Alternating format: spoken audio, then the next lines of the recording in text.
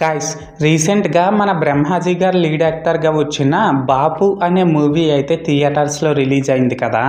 అయితే నా మూవీని జస్ట్ ఇప్పుడే చూసి రావడం అయితే జరిగిందండి. సో ఈ వీడియోలో మనం ఏంటంటే అసలు ఆ మూవీ ఎలా ఉంది ఏంటి అనేది డిస్కస్ చేద్దాం, ఓకేనా.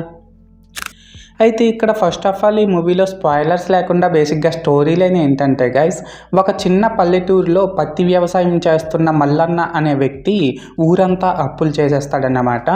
సో అలా అప్పులు చేసేయడంతో తనకి అప్పు ఇచ్చిన వాళ్ళందరూ కూడా ఊర్లో పంచాయతీ పెట్టి ఇంకో నెల రోజుల్లో మా అప్పులన్నీ తీర్చేయాలి అని మల్లన్నకు చెప్తారు.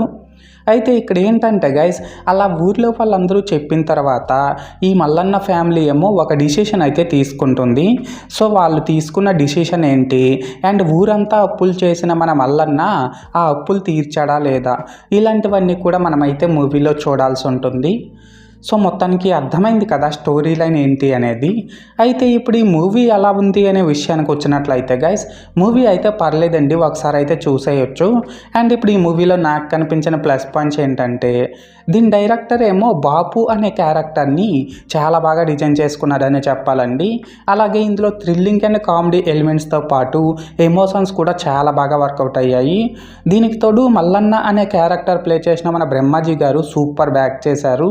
ఎస్పెషల్లీ కొన్ని ఎమోషన్స్ని అయితే చాలా బాగా పలికించారన్నమాట మన బ్రహ్మాజీ గారు. అండ్ ఇందులో యాక్ట్ చేసిన రిమైనింగ్ యాక్టర్స్ అందరూ కూడా లైక్ ఆమని గారు, అవసరాల శ్రీనివాస్ గారు, రచ్చరవి, బలగం మూవీ ఫేమ్ సుధాకర్ రెడ్డి, ధన్యా బాలకృష్ణ, ఇలా ఇందులో యాక్ట్ చేసిన యాక్టర్స్ అందరూ కూడా పర్లేదండి, వాళ్ళ క్యారెక్టర్స్కి తగ్గట్టు బాగానే యాక్ట్ చేశారు. ఎస్పెషల్లీ ఇక్కడ ఏంటంటే గైస్, కొన్ని కామెడీ సీన్స్లో అయితే సుధాకర్ రెడ్డి టైమింగ్ మాత్రం సూపర్ ఉందని చెప్పాలండి. లాస్ట్గా ఏంటంటే ఈ మూవీలో బీజిఎం, సాంగ్స్, సినిమాటోగ్రఫీ ఇవన్నీ కూడా పర్లేదు, బాగానే ఉన్నాయి.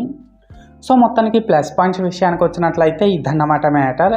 అండ్ ఇప్పుడు ఈ మూవీలో నాకు కనిపించిన మైనస్ పాయింట్స్ ఏంటంటే గైస్, దీని డైరెక్టర్ ఎంచుకున్న పాయింట్ అయితే డీసెంట్గానే ఉన్నప్పటికీ కూడా దాన్ని ఇంకాస్త ఎంగేజింగ్గా ప్రజెంట్ చేసి ఉంటే బాగుండేదేమో అని అయితే నాకు అనిపించింది. దీనికి తోడు మూవీ అయితే చాలా ప్లేసెస్లో బాగా స్లోగా అండ్ అక్కడక్కడ మనం ఎక్స్పెక్ట్ చేసేసే విధంగానే రన్ అవుతుందన్నమాట. లాస్ట్గా ఏంటంటే గైస్, ఇందులో అనవసరంగా ఒక లవ్ స్టోరీని అండ్ లవ్ సాంగ్స్ని కూడా పెట్టారు. సో అవైతే మూవీకి పెద్ద స్పీడ్ బ్రేకర్స్ అయ్యాయనే చెప్పాలండి. సో మొత్తానికి మైనస్ పాయింట్స్ విషయానికి వచ్చినట్లయితే ఇదన్నమాట మ్యాటర్. అయితే ఇక్కడ ఓవరాల్గా ఏంటంటే గైస్, ఈ బాపు మూవీ బాగుందా బాగాలేదనేసి అంటే నేను ముందు చెప్పినట్లు మూవీ అయితే పర్లేదండి, ఒకసారి అయితే చూసేయచ్చు. అండ్ ఈ మూవీకి 5కి 2.5 రేటింగ్ ఇస్తున్నా.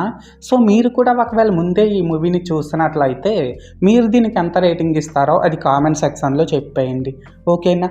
అన్నట్టు చెప్పడం మర్చిపోయానండి బాబు, మీరు ఇంకా మన ఛానల్ని సబ్స్క్రైబ్ చేసుకోకపోతే వెంటనే సబ్స్క్రైబ్ చేసుకొని నన్ను కొద్దిగా సపోర్ట్ కూడా చేసేయండి, ఓకేనా. This is Lokesh signing out. జై హింద్.